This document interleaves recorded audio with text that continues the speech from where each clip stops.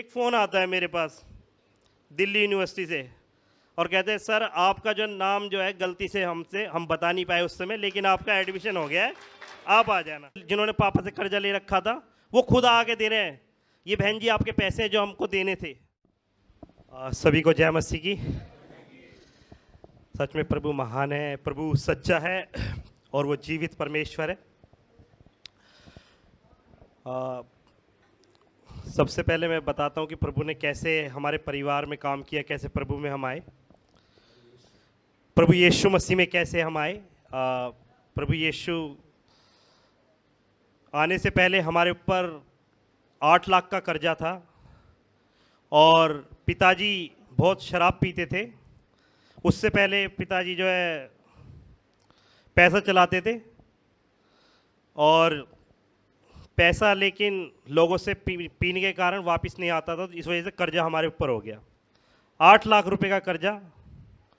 ये बात बता रहा हूँ मैं आपको 2003-4 की। क्या कर्जदार आके हमको बोल रहे हैं कि भाई इतना कर्जा हो गया तो घर बेच दो, और इस स्थिति के अंदर हमने सब उपाय अपनाए, जिसने जैसे बताया वैसे हमने किया। किसी ने बोला यहाँ जाओ, हम वहाँ गए, सब जगह हम गए। आखिरी में जब बिल्कुल स्थिति खराब हो गई, जब लगने लगा कि अब तो मरना ही है, तो उस स्थिति में हमारे जो किराए पे रहती थी आंटी, उन्होंने बताया कि एक बार आप परख कर देखो कि प्रभु यीशु मसीह कैसे भले हैं। एक बार उनको परख के देखो कि आप पूरी दुनिया में घूम के आ चुके हो, आप प्रभु यीशु मसीह को देखो कि कितने भले हैं वो। फिर मम्मी ने जाना शुरू किया और मैंने देखा अपने पापा को कि बचपन से ही देखा वो उन्होंने हमेशा शराब पी है। जब मम्मी ने प्रभु यीशु मसीह के पास जाना शुरू किया तो विदिन 6 मंथ एक चमत्कार हुआ कि पापा उठे सुबह और कहने लगे आज के बाद मैं शराब नहीं पीऊंगा, और वो 2004 से लेकर आज तक उन्होंने शराब को हाथ नहीं लगाया है। तो प्रभु बड़ा महान है। फिर रही बात कर्जे की, हम किसी से कर्जा जो है जहाँ पे भी पापा ने दिया था हमने किसी से मांगने नहीं गए, हमने उनके लिए प्रार्थना की। और वो कर्जदार जिनसे कर्जा जिन्होंने पापा से कर्जा ले रखा था वो खुद आके दे रहे हैं, ये बहन जी आपके पैसे जो हमको देने थे। तो प्रभु हृदय बदलने वाला है, प्रभु यीशु मसीह हृदय बदलने वाला है। और धीरे धीरे हमने वो कर्जा उतारा। कहा तो हम घर को बेचने वाले थे, सड़क पे आने वाले थे, लेकिन प्रभु यीशु मसीह ने वो किया। और फिर मम्मी का विश्वास आया, मम्मी ने बपतिस्मा लिया, फिर मैंने बपतिस्मा लिया। उससे भी पहले एक समस्या थी जो मैं आपको बता रहा था। मेरे ताऊ जी भक्त हैं, तो उन्होंने क्या किया, उनको भी पता है कि जो है गलत काम करने के लिए कुछ ना कुछ करना पड़ता है उनको, है ना। ये स्थिति ऐसी होती है, और ख़ासकर जिस परिवेश से हम लोग आते हैं, जिस समाज से हम आते हैं, उसके अंदर ये बहुत ही कॉमन सी बात है कि ज़्यादातर लोग जो है इन दुष्ट आत्माओं के कारण ही मर जाते हैं। इस कारण से ही मेरी दादी चली गई, मेरे ताऊ जी चले गए, और मेरी ताई जब 21 मई 2004 में जब वो चली गई तो मेरी मम्मी ने और हमने डिसाइड किया कि हम नहीं चाहते कि हमारा परिवार ऐसे ख़त्म हो जाए इस चीज़ में। और उन्होंने, जैसे प्रभु का वचन है, प्रभु यीशु का जैसे वचन है कि अब जीना मसीह और मरना नफ़ा, उन्होंने कहा अगर मरना ही है तो यीशु मसीह में भी मर जाएंगे, कोई नहीं। तो उन्होंने डिसाइड कर लिया कि हम विल फॉलो जीसस क्राइस्ट, और प्रभु यीशु को फॉलो करते हुए हम आगे चलेंगे। और हमने अद्भुत अद्भुत काम देखे, और वो कर्जा उतर गया। हम अच्छे से 2 वक्त की रोटी हम लोग खाने लगे। और फिर उसके बाद अब मैं अपनी पर्सनल लाइफ में आता हूँ। ये तो रहा परिवार ने कैसे बदलाव आया। मैंने प्रभु यीशु मसीह को बिल्कुल करीब से देखा, और जो है उनके कार्य को मैंने देखा अपने जीवन में। यहाँ तक कि एक बार मैं सो रहा था, मैं आपको सच बताना चाहता हूँ, मैं इतना नहीं, बाइबल के बारे में इतनी नॉलेज नहीं थी, क्योंकि 2004 में हम प्रभु में आए थे, प्रभु यीशु में आए थे, तो इतनी नॉलेज नहीं थी। तो एक दिन क्या हुआ, मैं सो रहा था और सोते सोते एक वचन जो है मेरे को प्रभु का सुनाई दिया, और मुझे नहीं पता था क्या वचन है। प्रभु ने बोला कि ना तो मैं तुझे छोड़ूंगा और ना तुझे त्यागूंगा। मुझे नहीं पता वो कहाँ लिखा था। मैं अगले संडे चर्च गया, जब चर्च में देख रहा हूँ प्रभु के दास वही वचन को प्रीच कर रहे हैं।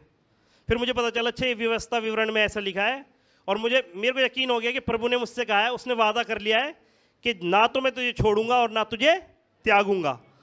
तो मैंने उस प्रॉमिस को पकड़े रखा, और जब भी मैं प्रार्थना करता था उस प्रॉमिस को बोल के कि प्रभु आपने ये वाचा मुझसे बांधी है, ना तो मैं तुझे छोड़ूंगा ना तुझे त्यागूंगा, उसको बांध के मैं आगे चलता रहा बहुत बहुत ही।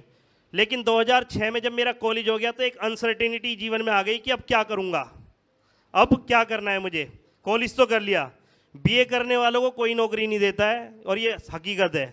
आप अगर सिंपल ग्रेजुएशन कर रहे हैं तो कोई नौकरी नहीं देता, कुछ पता नहीं होता जीवन का। तो मैं सोचने लगा अब कि क्या करूं। प्रभु ने रास्ता खोला। मेरे एक आदत बहुत अच्छी थी मेरे अंदर कि मैं सुबह उठ के बाइबल पढ़ना, प्रार्थना करना, क्वाइट टाइम लेना बहुत मेरे को बहुत अच्छा लगता था। तो मैंने प्रभु से पूछा कि मुझे क्या करना है, तो अगुवाई हुई परमेश्वर के दास के द्वारा, और कि जो है सोशल वर्क करो। और स्थिति मैंने बताया कर्जे में ही थे हम लोग, ज़्यादा उस समय नहीं था। ये मैं पहले की बात ही आपको बता रहा हूँ अपने जीवन की, उसी समय की। तो कौन सी पढ़ाई करें, सब पढ़ाई तो बहुत महंगी होती है, तो सोशल वर्क की पढ़ाई थोड़ी सस्ती होती है। तो मैंने एंट्रेंस टेस्ट दिया, ग्रुप डिस्कशन दिया, इंटरव्यू दिया दिल्ली यूनिवर्सिटी में और जामिया में। दिल्ली में केवल 2 ही जगह होता है, MSW, जामिया और दिल्ली यूनिवर्सिटी, दोनों जगह मैंने दे दिया। जब मैंने दे दिया वहाँ पर, तो मैं एक्सपेक्ट कर रहा था रिजल्ट आने के लिए। रिजल्ट जब आने वाला था तो मेरा दिल्ली यूनिवर्सिटी का रिजल्ट आया और मेरा उसमें नाम नहीं। मैं बिल्कुल टूट गया, मैंने अब क्या करूं। मतलब एक जो सहारा था वो भी मेरे को लग रहा था मेरा हो जाएगा। इंट्रेंस भी दिया था, GD दिया, ग्रुप डिस्कशन दिया, इंटरव्यू दिया, नहीं आया। फिर मैंने मेरे एकदम मतलब निराश हो जाता है इंसान कि जब दिखता नहीं है कुछ ना भविष्य में, तो ऐसा लगता है। फिर मैंने प्रभु से बात की, मैंने प्रभु मैं क्या करूं। फिर मेरे दिमाग में आया चलो बहुत सारी चीज़ें, उस टाइम पे जो है ये जेट किंग का ना CCNA और ये सब नेटवर्किंग वाले कोर्स चलते थे। मैं सोचा चलो मैं जाके वो उन कोर्स के लिए ट्राई करता हूँ जाके। तो मैंने फिर सोचा अब मेरा इधर नाम तो नहीं आया। वो मैं 2-4 दिन की वही बात आपको बता रहा हूँ, जुलाई के टाइम की। और फिर मैंने प्रभु से बात की, तो फिर मैंने मैंने मम्मी को बोला कि मम्मी आप मेरे को पैसे दे दो, मेरे को मुझे जो है जाना है और मुझे अपना माइग्रेशन सर्टिफिकेट लेना है। अगर कहीं पे भी आप दूसरी जगह पढ़ना भी चाहते हो, अगर दिल्ली यूनिवर्सिटी से निकल के कहीं और जाओगे, जामिया में जाओगे, कहीं पे भी जाओगे, तो आपको माइग्रेशन सर्टिफिकेट लेना पड़ता है। तो मम्मी ने बोला बेटा 500 रुपये भी नहीं है, मैं तेरे को कैसे दे दूँ। तो मम्मी ने बोला अगले दिन जो है ना, कल मैं दूंगी तुझे 500 रुपये, मांग के लाऊंगी किसी से, क्योंकि पैसे ही नहीं है घर में। तो मैंने ठीक है मम्मी मैं कल जाऊँगा। मैं फिर जो है सुबह उठा, प्रार्थना करने लगा और परमेश्वर के वचन से मैं बात करने लगा। और जब परमेश्वर ने मुझसे जब बात की वचन से, तो मैं पूरा हिल गया उस वचन से। मैंने रोमियो 12 का 12 मैंने देखा, उसमें रोमियो 12 के बारे में लिखा हुआ है, be joyful in hope, be patient in affliction and be faithful in prayer.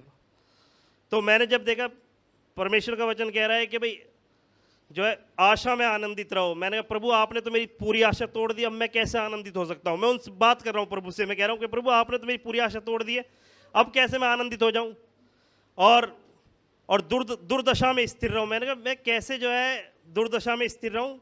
अभी तो मेरे को ऐसे लग रहा है कर्जे में हम लोग फंसे हुए हैं, घर बिकने वाली नौबत है, और आप कह रहे हो कि इस दुर्दशा में स्थिर रहो। मैं कैसे स्थिर रह सकता हूँ। लेकिन जो इसका तीसरा जो पद था उसने मुझे झिझोड़ के रख दिया। उसमें लिखा था बी फेथफुल इन प्रेयर, मतलब नित्य प्रार्थना में लगे रहो। और उसमें लिखा था कि तू प्रार्थना नहीं कर रहा है।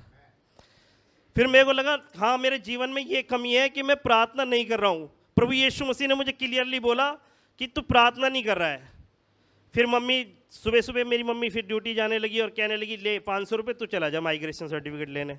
मैंने नहीं मम्मी मैं नहीं जाऊँगा आज हम एक काम करेंगे। आज सुबह सुबह प्रभु ने बात की है, प्रभु यीशु ने बात की है कि हम फास्टिंग प्रेयर करेंगे हम लोग। फिर मम्मी ने कहा ठीक है चल तो तेरी मर्जी है ना, माँ है तो वो तो बोलेगी है ना। तो उन्होंने कहा ठीक है मैं भी जल्दी ड्यूटी से आ जाएंगे, हम प्रेयर करेंगे। फिर हम लोग प्रेयर करने लगे, पूरे दिन हमने प्रेयर की। और प्रेयर करने के बाद जो है फिर शाम को 5 बजे के करीब मैं जो है अपने घर की चौखट पे चाय पी रहा था।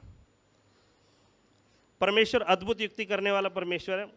एक फ़ोन आता है मेरे पास दिल्ली यूनिवर्सिटी से और कहते हैं सर आपका जो नाम जो है गलती से हम बता नहीं पाए उस समय, लेकिन आपका एडमिशन हो गया है, आप आ जाना।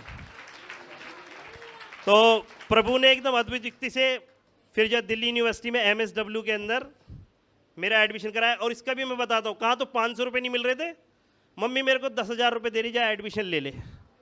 पैसे बताए 10,000 रुपये कहाँ से आए, मुझे भी नहीं पता है वो कि 10,000 रुपये कैसे आए। फिर मेरा एडमिशन MSW में हो गया। फिर मैं वहाँ पर पढ़ाई करने लगा और हिंदी मीडियम में पढ़े। अरुण भाई मेरे क्लासमेट हैं, अरुण भाई, हम लोग 12th साथ में किए हैं, तो हम लोग हिंदी मीडियम वाले हैं, ठीक है। और यहाँ पे MSW हो रहा है पूरा इंग्लिश मीडियम में। और मैं सोचने लगा मैं कैसे इन बच्चों के साथ कम्पीट करूँगा। एडमिशन तो हो गया, चलो अब कैसे इनके साथ कम्पीट करूँ। तो मैंने प्रभु से बस एक प्रार्थना की, प्रभु जब तक मैं अपनी भाषा में पढ़ रहा था तब तक मेरे बचपन से लेके ग्रेजुएशन तक मैंने कभी 60% का मुंह नहीं देखा, यानी फर्स्ट क्लास का मुंह नहीं देखा कभी कि फर्स्ट क्लास मार्क्स क्या चीज़ होती है। मैंने प्रभु लेकिन अब मैं चाहता हूँ जब मैं इंग्लिश में पढ़ रहा हूँ ना, अब मेरे को दे दो। असंभव सा लग रहा है ना। तो मैंने पढ़ना शुरू किया और मैं आपको बताता हूँ इसमें क्या होता है। 2 दिन आपको फील्ड वर्क करना पड़ता है, 4 दिन पढ़ाई। तो मैं जब पहली बार जब रिपोर्ट लेके पहुंचा अपनी सुपरवाइज़र के पास, तो उन्होंने सब कुछ जो है लाल लाल कर दिया, सब कुछ। कह रहे क्या है ये, तुम्हारे को तो कुछ भी लिखना नहीं आता है। और मैंने कहा मैम मैं कोशिश करूँगा। फिर मैंने बस प्रार्थना की, प्रभु यीशु मसीह मुझे 60% मार्क्स चाहिए, कैसे भी, मैं नहीं जानता कैसे आएंगे। पूरे डिपार्टमेंट के अंदर केवल 2 लड़कों के 60% मार्क्स आए थे, जिसमें एक मैं था। हाँ, तो प्रभु महान है, प्रभु अपने वादों पे मतलब जो है एकदम सच्चा है उसका, और हर एक वचन ताया हुआ है। और मैंने देखा, लेकिन नित्य प्रार्थना में लगे रहना भी बहुत जरूरी है आपको। प्रभु ने ये काम किया। फिर उसके बाद प्लेसमेंट का टाइम आ गया। हमारे इधर MSW जो करते हैं दिल्ली यूनिवर्सिटी से 100% प्लेसमेंट है, कैंपस प्लेसमेंट है। तो प्लेसमेंट के लिए बैठ रहे हैं, 4-5 ऑर्गेनाइजेशन में, किसी का प्लेसमेंट नहीं हो रहा। फिर जो सब लोग कहने लगे भाई तू बैठ जा, मैंने यार मैं बैठ जाऊंगा। फिर एक दिन मेरा मन किया चलो मैं बैठ जाता हूँ कैंपस प्लेसमेंट के अंदर। एक ऑर्गेनाइजेशन आई, मैं उसमें बैठ गया, उन्होंने पूछा वो मैंने बता दिया, और अगले दिन ही नाम आ गया भाई सबसे पहला प्लेसमेंट इसने ही जो उद्घाटन किया है। तो प्रभु का धन्यवाद हो। मेरा कोर्स जुलाई में ख़त्म होने वाला था, फेब में मेरे पास नौकरी थी। फेब में ही मतलब पेपर देने से पहले ही नौकरी प्रभु ने दे दी थी। प्रभु ने बहुत सारे काम किए, गवाही दूंगा तो बहुत सारी दे सकता हूँ, लेकिन और छोटे ब्रीफ में बता देता हूँ। नौकरी मिल गई, नौकरी करने लगे, जो घर बिकने वाला था, है ना, प्रभु ने अच्छे से बढ़िया से 3 मंजिल जो है घर बनाने के लिए मदद किया, बिल्कुल नया बनाने के लिए। मैं कर्जा हटा दिया प्रभु ने, ठीक है। आप आ सकते हैं 28 ब्लॉक में, 101 मकान नंबर है, भाई लोग सब लोग जानते भी हैं। तो प्रभु ने घर बना दिया है और उस घर में अभी हम रह रहे हैं। प्रभु और भी देने वाला है, ये प्रभु की योजना है। और इसी के साथ साथ प्रभु ने मेरी बहन को सरकारी नौकरी दी, है ना। वो सरकारी स्कूल में टीचर है, आपके 7 ब्लॉक में, है ना, किशन भैया के साथ है ना। तो जो है 7 ब्लॉक में सरकारी टीचर है। मतलब कहाँ एकदम जो है बोलते हैं ना, फर्श से अर्श पे ले गया प्रभु। प्रभु ने जैसे वचन में कहा कि प्रभु यीशु ने जैसे वचन में कहा कि मैं तुम्हें सिर बनाऊंगा, पूंछ नहीं। तो प्रभु ने सिर बना दिया। और लॉकडाउन के टाइम पे भी प्रभु ने जो है, मैं सोच रहा था कहाँ पर ज्वाइन करना चाहिए, क्योंकि मैं किसी एक NGO में कर रहा था। प्रभु ने मुझे अपने आप ही खुद ही जो है CSR में खुद ही बुलाया कि आ जाओ। मैं CSR में काम करने लग गया और पूरे लॉकडाउन में 1 रुपया सैलरी का नहीं कटा। 30 तारीख से पहले सैलरी आ जाती है। तो प्रभु का धन्यवाद, और प्रभु बढ़ा रहे हैं। बाकी मैं परमेश्वर के दास से और उनकी शिक्षा से सीख रहा हूँ, और बाकी बहुत सारी गवाहियाँ और भी दे सकता हूँ, लेकिन शॉर्ट में अभी इतना ही बताता हूँ सभी को। जय मसीह की, जय मसीह।